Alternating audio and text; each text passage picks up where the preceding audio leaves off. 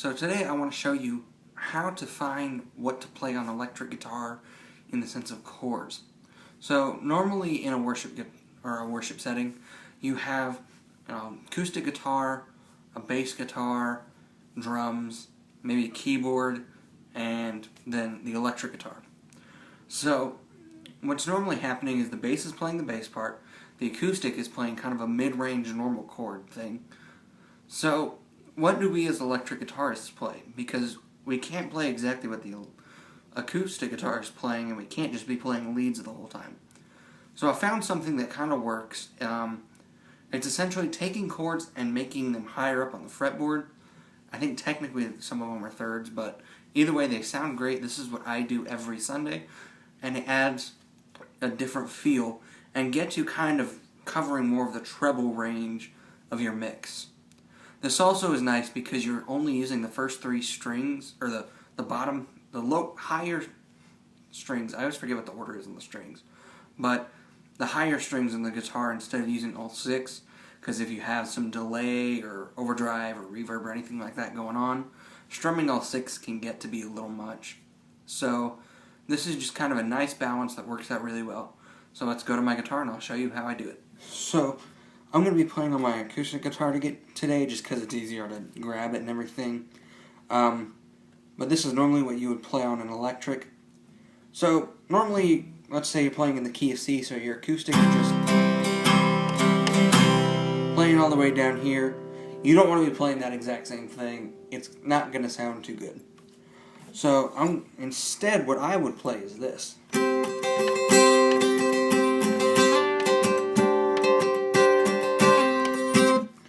So if we have a chord progression like a C, then an A minor, and then a G, and an F, I would be playing this.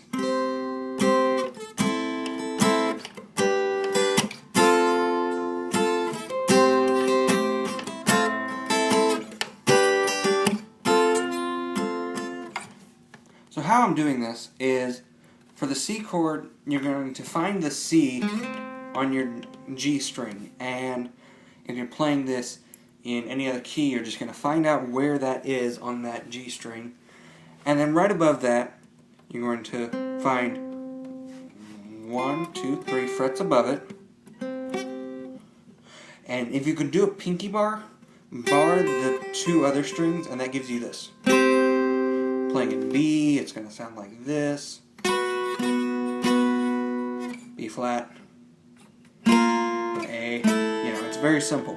But today we're working in C, so it'd be here. If you can't do a pinky bar, you can do that with the third finger. Just throw the third finger on the B string. But I find that harder, so work on the pinky bar. The pinky bar is useful in all kinds of different situations.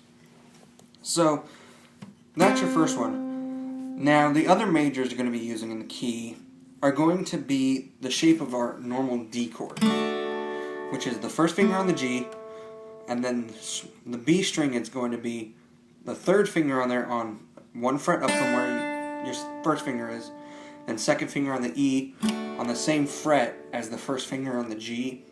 If I went by a little too fast, look up a D chord shape and you can figure it out. And you can just take that and slide it anywhere using whatever the note is on the B string. So there's a G, or a D. If I wanted to play a G, I would just take it right here. If I wanted to play an E, I could go. You can throw the pinky in there too, which can sound nice. Just make sure you're in the right key for doing that and everything. So that's just kind of the basics. Also, your minors. So in the key of C, we have A minor and D minor. So D minor is going to be third finger on the,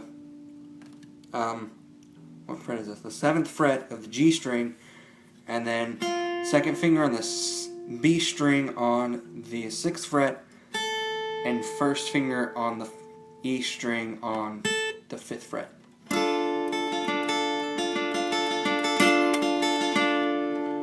And then the other one is A minor, which is just a bar chord with your first finger across the bottom three strings, or the G, the B, and the E.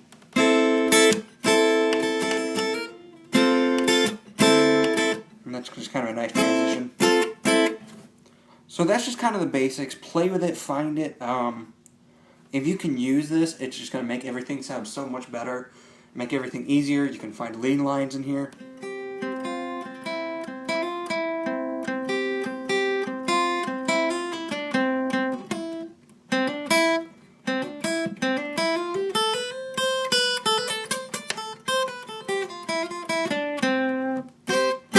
You can also find your scales,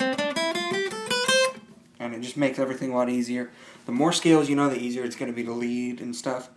So just work with that, and that is going to make your worship stuff sound worlds better. So I hope that you enjoyed this video and that it helped you find chord shapings. Another advantage of playing like this is it helps you kind of define leads and everything, and a lot of big name worship leaders kind of play that same basic idea of playing higher up. So how they go into their leads is based off of that. So it makes it easier to find those leads and everything. Also, if you enjoyed this video and you want to see more videos like this, you can click the subscribe button down below to subscribe to my channel and see a new weekly video on all things worship guitar, basically.